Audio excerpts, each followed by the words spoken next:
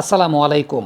Dhaka premier division cricket league শুরু হওয়াটা একটা অনেক বড় স্বস্তির খবর। সেটা শুধুমাত্র প্লেয়ারদের জন্য না, umpire, coaching staff, batting coach, bowling coach, physio, trainer, ground staff, curator প্রত্যেকের জন্য একটা স্বস্তির খবর। কারণ বাংলাদেশের ক্রিকেটের ফাইন্যান্সিয়াল ইকোসিস্টেমটা আসলে নির্ভর করে ঢাকার ক্লাব ক্রিকেটের উপর বেস করেই। এখন অনেকে এই মুহূর্তে বলার চেষ্টা করছেন যে এর আগের ক্রিকেট বোর্ড তো ঢাকার ক্লাব ক্রিকেটটাকে শুরু করতে পারে নাই বা ব্যবস্থাপনাটা করতে পারে নাই। সেটা কিন্তু তাদের ব্যর্থতা না, ঢাকার ক্লাবগুলো তাদেরকে কোঅপারেট করে নাই, এই কারণেই তারা পারে নাই। এবং এই ব্যাপারটা অনুমিতই ছিল যে ওই ক্রিকেট বোর্ডটা ভেঙে গেলে ঢাকার ক্লাবগুলো কোঅপারেট করবে এবং সেটা আমাদের দেশের একটা রাজনৈতিক বাস্তবতার জায়গা। তবে অবশ্যই ঢাকার ক্লাব ক্রিকেটটা শুরু হওয়াটা দেশের ক্রিকেটিং ইকোসিস্টেমের জন্য একটা অনেক বড় স্বস্তির ব্যাপার। একটা কথা আমরা সবসময় বলি যে ঢাকার ক্লাব ক্রিকেটটা এদেশের ক্রিকেট ইকোসিস্টেমের সঙ্গে যারা জড়িত আছেন তাদের রুটি রুজির জায়গা। তবে আমাদেরকে আরেকটা জায়গা নিয়েও চিন্তা করতে হবে যে শুধুমাত্র এই রুটি রুজি নিয়ে যদি আমরা চিন্তা করে পড়ে থাকি, কম্পিটিশন নিয়ে ঢাকার ক্লাব ক্রিকেটটার স্ট্যান্ডার্ডটার আপগ্রেডেশন নিয়ে চিন্তা করার জায়গাটা যদি ভুলে যাই, তাহলে কিন্তু আসলে দেশের ক্রিকেটের কোনো উন্নতির জায়গাটা হবে না। একটা বিষয় চিন্তা করে দেখেন যে ওয়ানডে ফরম্যাটটা একটা সময় আমরা কিন্তু ওয়ার্ল্ড ক্রিকেটে বেশ ভালো খেলেছি। তার পেছনে অন্যতম বড় কারণটা হচ্ছে আমাদের ঢাকার ক্লাব ক্রিকেটের স্ট্যান্ডার্ডটা অনেক হাই ছিল। এখন ঢাকার ক্লাব ক্রিকেটের স্ট্যান্ডার্ডটা কিন্তু আসলে অতটা হাই না। তার পেছনে অন্যতম বড় কারণটা হচ্ছে আমাদের ঢাকার ক্লাব ক্রিকেটে বিদেশি প্লেয়াররা এখন আর খেলে না। লাস্ট 2 বছর বা 3 বছর ধরে ঢাকার ক্লাব ক্রিকেটটাকে যদি আমরা একটু চিন্তা করে দেখি যে ঢাকার ক্লাব ক্রিকেটের স্ট্যান্ডার্ডটা কিন্তু নিচের দিকে নেমেছে। তার পেছনে সবচেয়ে বড় কারণটা ঢাকার ক্লাব ক্রিকেটে কম্পিটিশন কমে গেছে, সিরিয়াসনেস অনেকাংশে কম। এটা বিদেশি ক্রিকেটার না থাকারও একটা অনেক বড় প্রভাবকের জায়গা। অনেকগুলো ফ্যাক্টর আছে, তবে আমার কাছে ব্যক্তিগতভাবে মনে হয় যে বিদেশি ক্রিকেটারদের যে সিস্টেমটা ছিল ঢাকার ক্লাব ক্রিকেটে, সেই জায়গাটা আবারও এর পরের সিজন থেকে, এই সিজনে তো অবশ্যই সেটা করা সম্ভব না, কিন্তু এর পরের সিজন থেকে শুরু হওয়াটা খুব গুরুত্বপূর্ণ। কারণ ঢাকার ক্লাব ক্রিকেটটার কম্পিটিশনটাই বিদেশি ক্রিকেটাররা অনেকাংশে বাড়িয়ে দিতেন, জৌলুস তৈরি করতেন। আমি যেমনটা শুনেছি একটা সময় ঢাকার ক্লাব ক্রিকেটে বেস্ট 11-এ 4 জন বিদেশি ক্রিকেটার অ্যালাউড ছিলেন। সেটা পরবর্তী সময় আমি যখন থেকে আসলে খুব মাঠে গিয়ে ঢাকার ক্লাব ক্রিকেটের সঙ্গে ডিরেক্ট জড়িত ছিলাম, তখন 2 জন ছিল। সেটা শেষের দিকে 1জনে নেমে এসেছিল। আমার মনে আছে দাভিদ মালানকে আপনারা হয়তো বা চিনতে পারেন যে দাভিদ মালান তিনি ইংল্যান্ডের হয়ে ক্রিকেট খেলেছেন, তিনি আইপিএল, বিপিএল এসব টুর্নামেন্ট খেলেছেন। তবে আমি প্রথম দাভিদ মালানকে দেখেছিলাম প্রাইম দোলেশ্বরের হয়ে তিনি প্রিমিয়ার ডিভিশন ক্রিকেট লিগ খেলতে এসেছিলেন। ইট ওয়াজ ব্যাক ইন 2013-2014। এবং সেই সময় ঢাকার ক্লাব ক্রিকেটের যে জৌলুস ছিল, দাভিদ মালান খেলে গেছেন, কুশল মেন্ডিস আজকে ওয়ার্ল্ড ক্রিকেটের অনেক বড় তারকা, কুশল মেন্ডিসকে খেলতে দেখেছি। বাবর আজমের ডেবিউ ম্যাচ তো আমার মনে আছে, মোহামেডানের হয়ে বাবর আজম খুব সম্ভবত 90+ একটা ইনিংস তিনি খেলেছিলেন। মোহামেডান খুব বিপদে পড়ে গিয়েছিল এবং জাস্ট আমার কাছে মনে হয় যে হি প্লেইড এ ব্রিলিয়ান্ট নক। তখনও বাবর আজম খুব সম্ভবত ইন্টারন্যাশনাল ক্রিকেট খেলেন নাই, প্রথমবারের মতো বাবর আজমকে দেখলাম। এই ঢাকা প্রিমিয়ার ডিভিশন ক্রিকেট লিগটা পরবর্তী সময় বিদেশি প্লেয়াররা আলটিমেটলি না থাকাতে আমার কাছে মনে হয় যে এটা অনেকাংশে এই লিগের জৌলুস কিংবা স্ট্যান্ডার্ডের জায়গাটা নেমে এসেছে। আমি যদি মনে করতে পারি, আমি একদম র্যান্ডম ইনসিডেন্টগুলো আপনাদের সঙ্গে শেয়ার করছি, আমি কোনো কিছু গুগল করা বা দেখে, বা গুগলে আসলে এগুলো খুব বেশি পাওয়াও যায় না। আমি যদ্দূর মনে করতে পারি যে ঢাকা প্রিমিয়ার ডিভিশন ক্রিকেট লিগে একটা সময় কুশল মেন্ডিসের কথা যেটা আমি বলছিলাম, জিহান মুবারক একটা সিজনে মোহামেডানের হয়ে খুব ভালো পারফরমেন্স তিনি দেখাচ্ছিলেন, খুব ভালো পারফর্ম তিনি করছিলেন। দীনেশ কার্তিক এবং ইউসুফ পাঠান আবাহনের হয়ে একটা সিজনে তারা খেলেছিলেন এবং দীনেশ কার্তিক খুব ভালো পারফর্ম করেছিলেন। মনবিন্দর বিসলা ছিলেন, হানুমা বিহারি কোনো একটা টিমের হয়ে একটা সিজনে খুব ভালো পারফরমেন্স করছিলেন। আর একটু ছোটোবেলায় যদি ফেরত যাই, আমার কাছে মনে আছে সনৎ জয়সূরিয়াকে আমি দেখেছি, আমি কুমার সাঙ্গাকারাকে দেখেছি। খুব সম্ভবত কর্পোরেট একটা টুর্নামেন্ট হতো, সেই কর্পোরেট টুর্নামেন্টে তারা খেলতে এসেছিলেন। আরও ছোটোবেলায় আমি দেখার সুযোগ হয় নাই, কিন্তু আমার বাবার কাছ থেকে শুনেছি Wasim Akram Dhaka premier division cricket league খেলেছেন। নীল ফেয়ার ব্রাদার নামে একজন ইংলিশ ক্রিকেটার ছিলেন যারা Dhaka premier division cricket league খেলেছেন।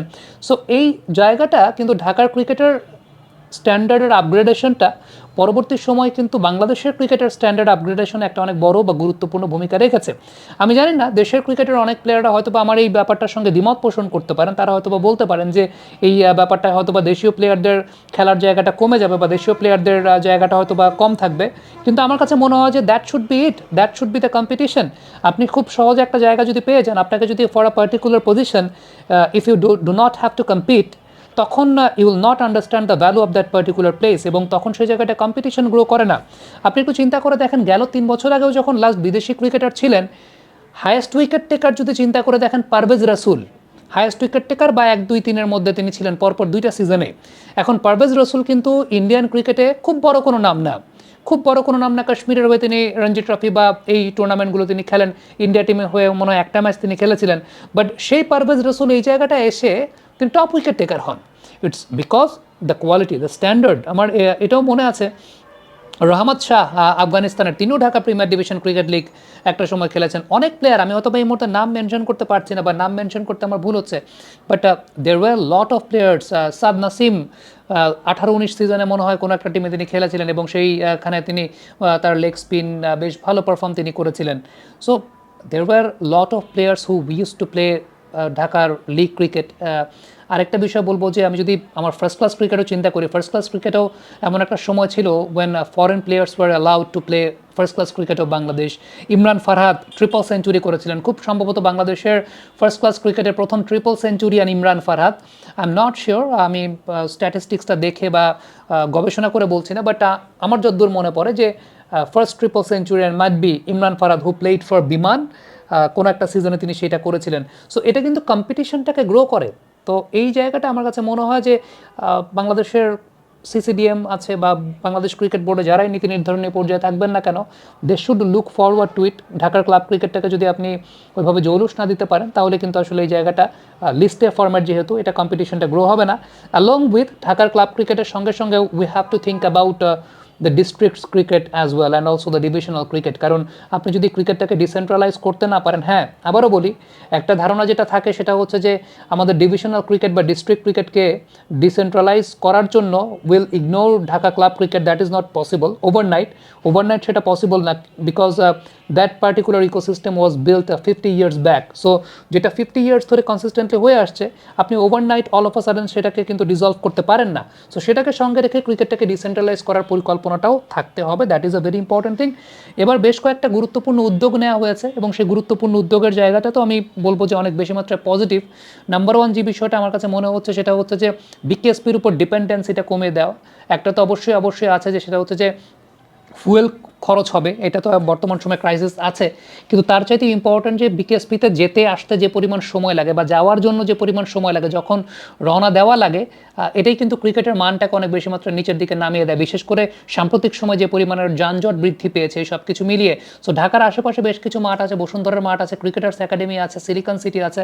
I am not sure Silicon City whether it's up to the mark for premier division cricket or not. Already যেমনটা দেখেছি যে grounds committee কিন্তু কাজ করা শুরু করেছে এবং এই মাঠগুলোতে যেহেতু লিস্টে ক্রিকেটের আন্দাজে পিচ তৈরি করতে হবে, সেই কাজগুলো শুরু হওয়াটাও আসলে খুব জরুরি। আমি যতটুকু শুনেছি যে শুরু হয়েছে, so that's a good sign. ICU ambulance রাখার ব্যবস্থা করা হয়েছে যেমনটা শুনতে পেরেছি, সেটাও অবশ্যই খুব জরুরি ছিল।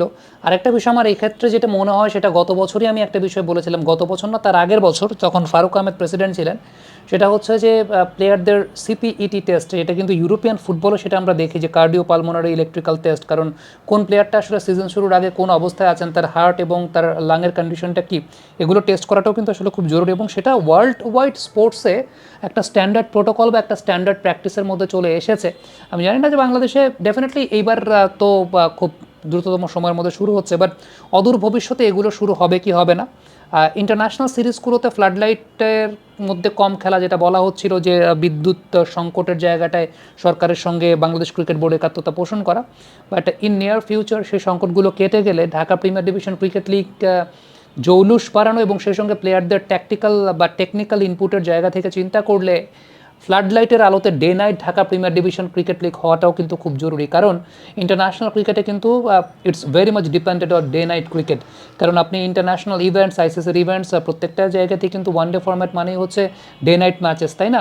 সো ডে নাইট ম্যাচেস আপনি যখন গ্লোবাল ইভেন্টে খেলছেন বা দ্বিপাক্ষিক সিরিজগুলোতে ডে নাইট ম্যাচেস খেলছেন, সেই জায়গা থেকে আপনার ডোমেস্টিক ক্রিকেটে যদি ডে নাইট ম্যাচেস না থাকে, তাহলে তো সেটা that will not create the skills for the players. Definitely এই বারটাতে যেহেতু সম্ভব না, যেহেতু মাঠও অকুপাইড থাকবে এরকমভাবে, মিরপুরে হয়তো ইন্টারন্যাশনাল সিরিজের প্রস্তুতি চলবে বা ইন্টারন্যাশনাল সিরিজ চলবে, সো সেসব জায়গা চিন্তা করলে অদূর ভবিষ্যতে এই জায়গাগুলোতে দৃশ্যমান উন্নতি আনার একটা সুযোগের জায়গা আছে, অবশ্যই আছে।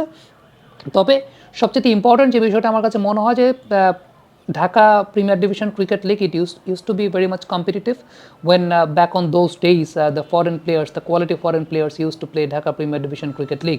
এটা বন্ধ হয়েছিল তখন আমার একটা মনে আছে যে খুব সম্ভবত ডলার সংকটের কথা বলা হচ্ছিল এবং সামগ্রিকভাবে তখনকার দেশের অর্থনৈতিক মন্দার একটা কথা বলা হচ্ছিল।